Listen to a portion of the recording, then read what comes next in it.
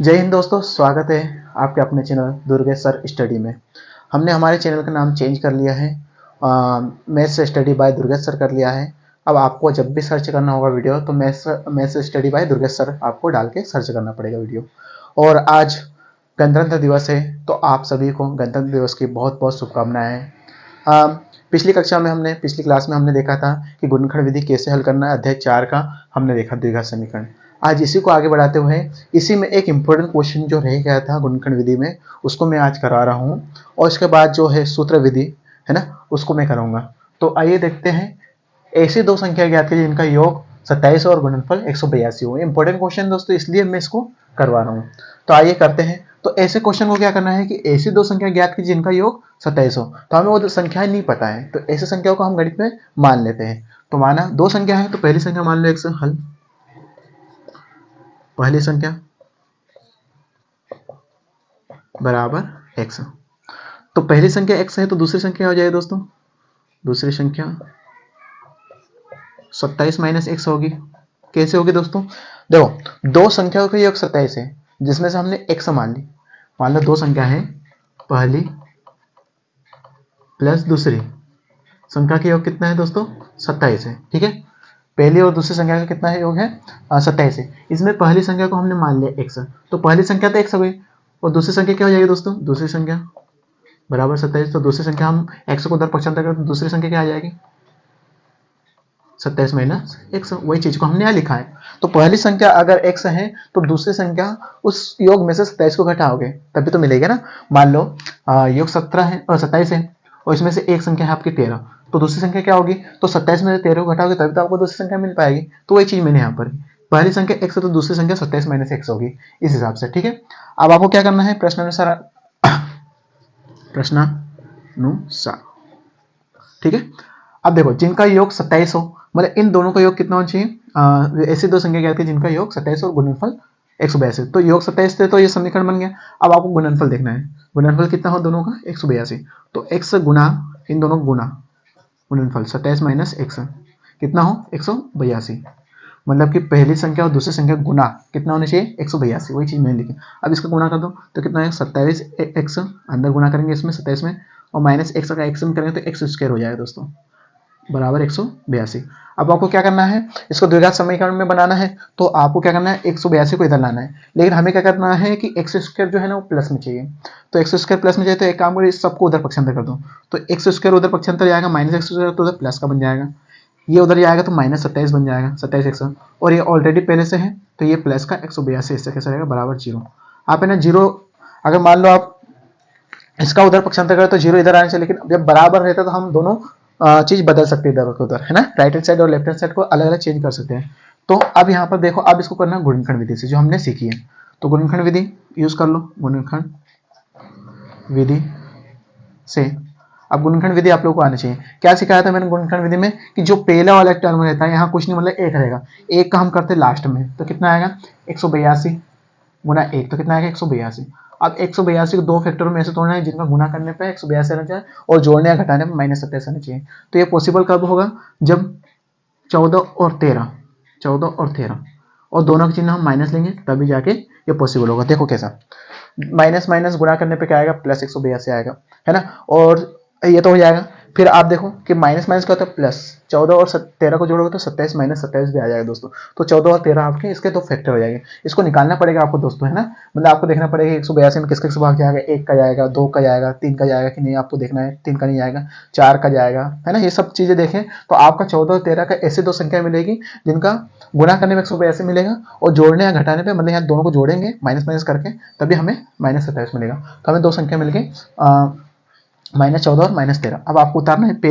पहला तो ऐसा कैसे उतरेगा? माइनस, आपने 27 माइनस 27 को क्या तोड़ा है? -14 एक्स और -13 एक्स, और क्या है? प्लस 182। आपको क्या करना है दोस्तों कि ये जो पहला वाला और लास्ट वाला तो सेम ऐसा कैसे उतरेगा, है ना। बस ये मध्य पद को आपने तोड़ा है उसको।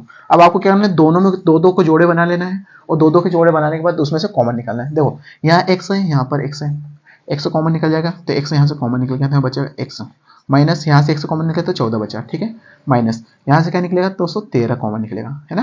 क्योंकि यहाँ x है, यहाँ x नहीं तो यहाँ x कॉमन नहीं निकलेगा, या सिर्फ 13 कॉमन निकले, तो -13 कॉमन निकले तो यहाँ बचेगा x, और माइनस यहाँ से बाहर हो गया तो यहाँ माइनस बचेगा। और जब 182 के फैक्टर करोगे तो 182 13 गुना 14 गुना 13, तो इसमें से 13 बाहर निकल गया तो अंदर 14 बचेगा, तो 14 यहाँ आ जाएगा बराबर 0। और मैंने क्या बोला था कि अगर आपको कॉमन निकालने में देगा क्या आएगा ये नहीं पता है तो आप इसको ही उतार देना आप। तो पहला फैक्टर पहला गुणनखंड क्या बन जाएगा, x माइनस 14 इसमें से 1 ले लेंगे और x माइनस 13 इसमें से 1 ले लेंगे बराबर 0। अब आपको इसमें से x के 2 मान मिलेंगे, कैसे, देखो x माइनस 14 बराबर 0 रख लो और x माइनस 13 बराबर 0 रख लो। तो x बराबर कितना आएगा 14 प्लस का, और x बराबर कितना आएगा 13 प्लस का, पक्षांतर हो जाएगा ना, माइनस के इधर पक्षांतर हो जाएगा। तो इस प्रकार से हमारे x के 2 मान आएंगे। यार हमें संख्या पहली संख्या x मानी थी, तो आप जो पहली संख्या है तो पहली संख्या क्या हो जाएगी, पहली संख्या x मानी थी तो x मान अगर हम 14 लेते हैं, x मान 14 लेते हैं तो दूसरी संख्या क्या मिलेगी, पहली संख्या 14 हो जाएगी, दूसरी संख्या क्या हो जाएगी, दूसरी संख्या क्या माने थे हमने 27 महीने से थे, तो 27 में से 14 घटा दो तो 13 आएगा दोस्तों। जब हम 14 लेंगे, जब x मान 14 होगा और जब x मान 13 होगा तब क्या करेंगे, तो पहली संख्या क्या हो जाएगी हमारी, पहली संख्या बराबर 13, मतलब अब x मान 13 रख रहे हैं ना यहाँ पर, तो दूसरी संख्या क्या हो जाएगी, दूसरी संख्या 27 माइनस x है तो x है 13, तो कितना है 14। मतलब आपको दोनों कंडीशन में ये पता चल रहा है कि एक संख्या 13 हो सकती है और एक संख्या 14 हो सकती है, तो और ये दो संख्या का योग भी 27 मिलेगा दोस्तों। तो हमें दो संख्या क्या हो जाएगी, पहली संख्या हमारी 14 हो जाएगी और दूसरी संख्या हमारी 13 हो जाएगी, या फिर पहली संख्या 13 हो जाएगी दूसरी संख्या 14 हो जाएगी, बात एक ही दोस्तों। तो ये था आपके अध्याय 4 का मोस्ट IMP क्वेश्चन जो मैंने करवा दिया दोस्तों। अब आगे बढ़ेंगे, इसी अध्याय में जो द्विघात सूत्र है उसका एक चीज देखना है कि द्विघात समीकरण के मूलों की प्रकृति ज्ञात कीजिए, यदि मूलों का अस्तित्व उन्हें ज्ञात कीजिए, है ना। हमें प्रकृति ज्ञात करना, प्रकृति क्या होती है ये आपके सामने है, इसमें से यहाँ से ऑब्जेक्टिव बनते हैं दोस्तों। तो मोस्ट IMP है मूलों की प्रकृति, इसको अच्छे से समझना है क्योंकि यहाँ से ऑब्जेक्टिव बनेंगे। तो देखो 3 प्रकार की प्रकृति इसमें मूलों की प्रकृति। व्युत्क्रम का आपको सूत्र याद करना पड़ेगा, d बराबर b² माइनस 4ac, है ना। एक द्विघात समीकरण से तुलना करेंगे जब अपन ऐसे, तो अब जब हम तुलना करेंगे द्विघात समीकरण से तो आपको यहाँ याद रखना है कि यहाँ लिखा है d का मान, d मतलब विभेदकर होता है। तो विभेदकर क्या होता है कि अगर d का मान 0 से बड़ा आता है, d का मान अगर 0 से बड़ा आता है, जब हम इसको सोल्व करेंगे, इसमें मान a b c मान रखे, जब हम देखेंगे d का मान 0 आता है, 0 से बड़ा आता है या 0 से छोटा आता है, तो हमें क्या होना, जब d का मान 0 से छोटा बड़ा, जब d का मान 0 से बड़ा तो मूलों का मूल कैसे होगा, वास्तविक असमान, वास्तविक होगा और असमान मतलब अलग अलग मान आएंगे एक सेकेंड। और जब d का मान, जब इसको सोल्व करें तो d का मान जब 0 आ जाएगा तो कैसे आएंगे, मूल वास्तविक समान, मतलब दोनों मूल जो एक समान निकाले दोनों समान रहेंगे। और जब d का मान 0 से छोटा है मतलब माइनस में चले जाएगा, है ना, तो माइनस में चले जाएगा तो कोई मूल नहीं होगा, मतलब उनको वही लाके अपन को खत्म करना है क्वेश्चन को, ठीक है। तो हमें अस्तित्व कब होगा, जब मूल वास्तविक असमान होंगे और जब मूल वास्तविक समान होंगे, ये दो कंडीशन में क्या होगा, मूलों का अस्तित्व होगा। और किसमें अस्तित्व नहीं होगा, तो मूलों का अस्तित्व जब माइनस में आंसर चले जाएगा तब उस मूलों का अस्तित्व नहीं होगा। हमें क्या करना है, यदि द्विघात समीकरण मूलों की प्रकृति ज्ञात करना, मतलब ये प्रकृति निकालना है। और यदि मतलब मूलों का अस्तित्व होगा तो अस्तित्व कब होगा, जब d का मान 0 से बड़ा या 0 के बराबर से जब मूलों का अस्तित्व होगा। अगर d का मान 0 से छोटा आ जाए तो मूलों का अस्तित्व नहीं है, तो उस क्वेश्चन क्या करना है, तो उन्हें ज्ञात करना है, ठीक है। तो आइए देखते हैं, क्वेश्चन मैंने आपके सामने लिखा है, इसको देखते करके ये आप अच्छे से उतार लेना। और अगर अभी ये वीडियो आगे बढ़ गया तब इसको वीडियो को रिवाइड करके देख सकते हो आप कि मूलों की प्रकृति क्या होती है। तो यहाँ से ऑब्जेक्टिव बनता है, ठीक है दोस्तों। अब देखते हैं क्वेश्चन को हल करके। पहले सबसे पहले ये क्वेश्चन दिया है, लिखा है द्विघात समीकरण की मूलों की प्रकृति ज्ञात कीजिए, यदि मूलों का अस्तित्व उन्हें ज्ञात कीजिए। तो सबसे पहले इसका अस्तित्व ज्ञात करना है, अस्तित्व होगा तभी हमें ज्ञात करना है। तो देखते हैं अस्तित्व की दिखाने के लिए, तो हमें इसकी द्विघात समीकरण से तुलना करेंगे। हल द्विघात समीकरण x² plus bx plus c बराबर 0 से तुलना करना है ना, तुलना। तो इससे तुलना करेंगे, मतलब ये द्विघात समीकरण का व्यापक रूप है, तो इससे तुलना करें। तो a के स्थान पे क्या है दोस्तों, जब तुलना करें x² के आगे क्या है 2, तो a का मान आएगा 2, b का मान क्या है दोस्तों, b के स्थान क्या है -3 बराबर -3, c के स्थान पे क्या है दोस्तों 5। इस प्रकार से हमें abc का मान निकालें। अब व्युत्क्रम क्या होता है, d बराबर व्युत्क्रम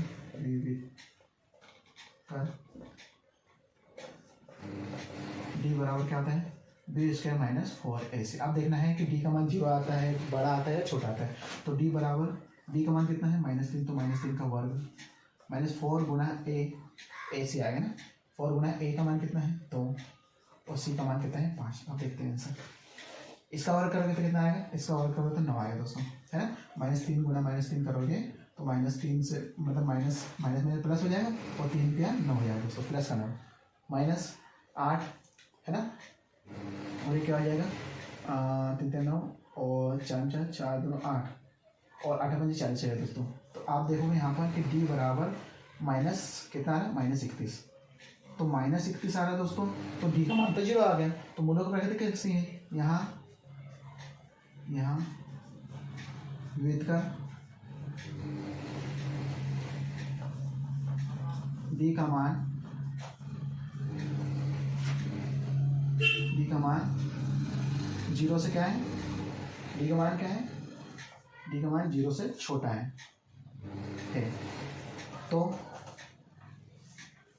तो इसका अस्तित्व नहीं है दोस्तों।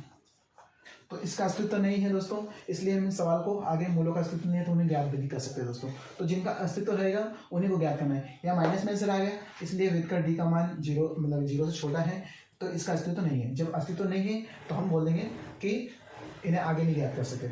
और दूसरा मूलों की प्रकृति पूछा है, तो मूलों की प्रकृति कैसे, कोई हल नहीं होगा, है ना, कोई हल नहीं होगा, कोई हल नहीं, असमान हल।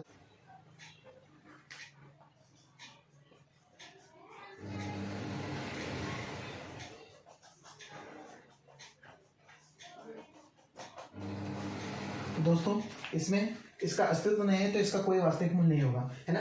अस्तित्व बिल्कुल नहीं है, और जब अस्तित्व प्रकृति क्या होगी, कोई हल कोई मूल नहीं होगा, है ना। जब डी का मान 0 से छोटा आएगा तो उसका कोई मूल प्राप्त नहीं होगा, है ना। तो इसकी प्रकृति आगे कोई वास्तविक मूल नहीं होगा। ठीक है दोस्तों, अब आगे बढ़ते हैं अपन। इसमें इंपॉर्टेंट क्वेश्चन देखते हैं जो अपन देखेंगे। आप ऐसा क्वेश्चन जो द्विघात समीकरण मूलों की प्रकृति अगर होगी, प्रकृति देखेंगे, उसका अस्तित्व होगा, तो उन्हें हम द्विघात समीकरण या द्विघात सूत्र से ज्ञात करेंगे दोस्तों। तो आइए देखते हैं कुछ। अब देखते हैं दोस्तों, इसको सबसे पहले आपको चेक करना है कि इसका अस्तित्व है या नहीं, है ना। मतलब पहले मूलों की प्रकृति ज्ञात करेंगे, और अगर अस्तित्व होगा तो इसके मूल ज्ञात करेंगे। और कौन सी विधि से, द्विघात सूत्र से। तो द्विघात सूत्र क्या होता है, द्विघात सूत्र क्या होता है दोस्तों, पहले देख लो। ये होता है x बराबर, है ना, x बराबर माइनस प्लस माइनस करनी अंडर रूट, मतलब कि b square minus 4ac upon 2a। ये आपको याद रखना दोस्तों, ये होता है द्विघात सूत्र, द्विघात सूत्र, है ना। x बराबर minus b plus minus b square minus 4ac upon 2a, है ना। इसी का प्रयोग करके हम मूल ज्ञात करेंगे दोस्तों, दो मूल। ठीक है, तो आइए देखते हैं। इसका यूज़ अपन करेंगे जब हम क्वेश्चन सॉल्व करें, तब हम एक बार और लिख लेंगे। तो सबसे पहले आपको इसको द्विघात समीकरण से तुलना करेंगे। तो द्विघात समीकरण X square plus B X plus C बराबर 0 से तुलना। तो तुलना करेंगे तो ए का मान क्या हो जाएगा दोस्तों, 2 हो जाएगा। मतलब एक्स स्क्वायर, तो एक्स स्क्वायर इसके आगे ए है, तो ए का मान हो जाएगा 2। ठीक है, अब यहाँ देखो 6 एक्स है, यहाँ एक्स है, बी है, तो बी का मान होगा -6, बी का मान -6। और सी का मान क्या है दोस्तों, 3, यहाँ सी के स्थान पर क्या है 3, इस प्रकार से 3। अब हमें निकालने विविध कर।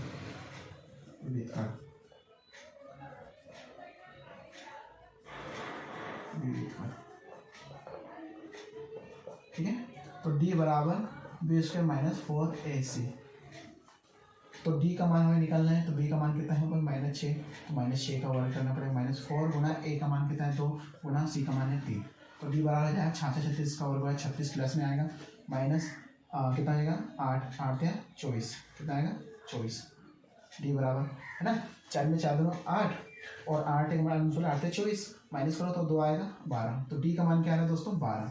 मतलब यहाँ आप बताओ कि जो d है वो क्या आ रहा है, जो d है वो 0 से बड़ा आ रहा है दोस्तों। d क्या आ रहा है 0 से बड़ा। तो जब d 0 से बड़ा होगा तो क्या होगा, इसका प्रकृति क्या होगी। तो इसकी प्रकृति देखेंगे, यहाँ प्रकृति कैसे, वास्तविक असमान, मूल कैसे, यहाँ मूल वास्तविक असमान होंगे, है ना, मूलों की प्रकृति वास्तविक असमान होंगे। जब 0 से बड़ा आएगा डी का मान तो वास्तविक असमान होंगे, जब 0 के बराबर होगा तो मूल बराबर होंगे, है ना, मूल वास्तविक असमान होंगे, और जब 0 के बराबर तो मूल बराबर होंगे, ठीक है। और इसके बाद जो माइनस में आएगा तो कोई मूल नहीं होगा दोस्तों, है ना। तो ये आपको याद रखना है, ये तीनों कंडीशन। अब मूल वास्तविक है, असमान होंगे, मतलब मूलों का अस्तित्व है, मूलों का अस्तित्व है, इसको द्विघात समीकरण से ज्ञात करना है दोस्तों। तो लगाते हैं यहाँ पर द्विघात समीकरण से, द्विघात सूत्र से।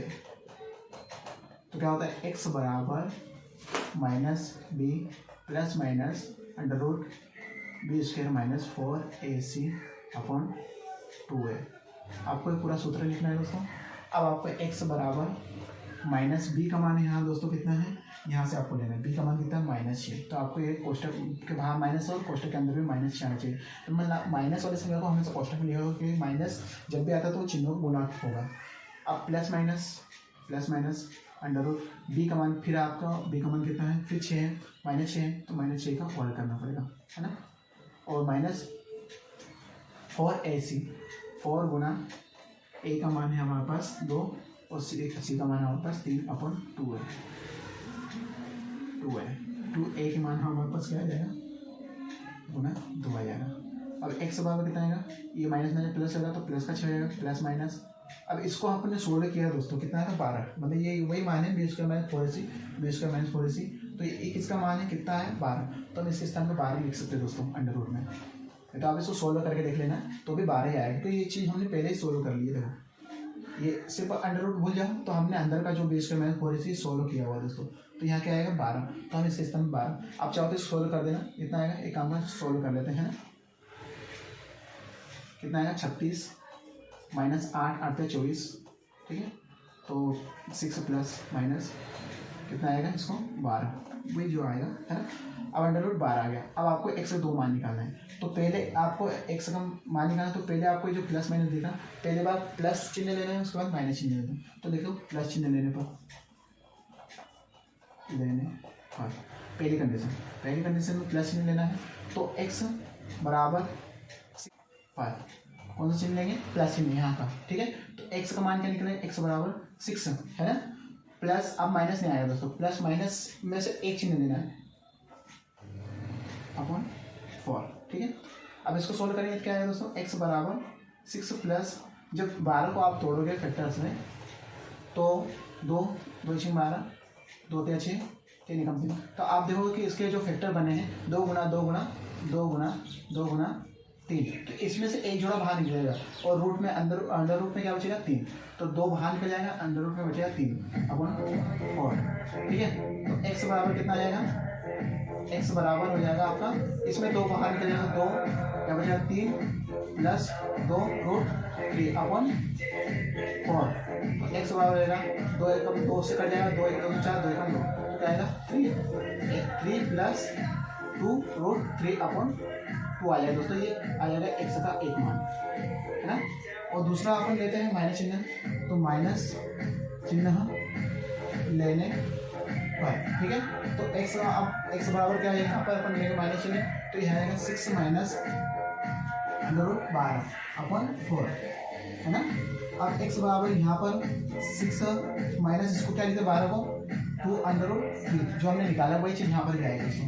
अब x अपोन में 4 चाहिए, अब x बराबर क्या जाएगा, इसमें 2 कॉमन निकलेगा, फिर से 2 3 6 बचेगा अंदर, माइनस रूट 3 अपॉन, यहाँ से 2 बाहर निकल जाएगा ना दोस्तों, यहाँ से 2 बाहर निकल जाएगा तो रूट 3 बचेगा, है ना। अरे दोनों में कॉमन निकलेगा ना, मतलब 2 यहाँ से भी निकलेगा और 2 यहाँ से भी निकलेगा, तो जब यहाँ से 2 निकलेगा तो 2 यहाँ से भी निकला तो अंडर रूट 3 बचेगा। अब यहाँ पर अपन में 4, तो x बराबर 2 से कट जाए, 2 1 2 2 4, तो आया 3 माइनस रूट 3 अपॉन, ये आपका x का दूसरा मान है। तो इस प्रकार से हम पोल ज्ञात कर सकते हैं उसको द्विघात सूत्र से। तो द्विघात अच्छे सूत्र याद करने में है, ये ऑब्जेक्टिव में पूछा गया तो आपको अच्छे से याद करना है। और अस्तित्व d का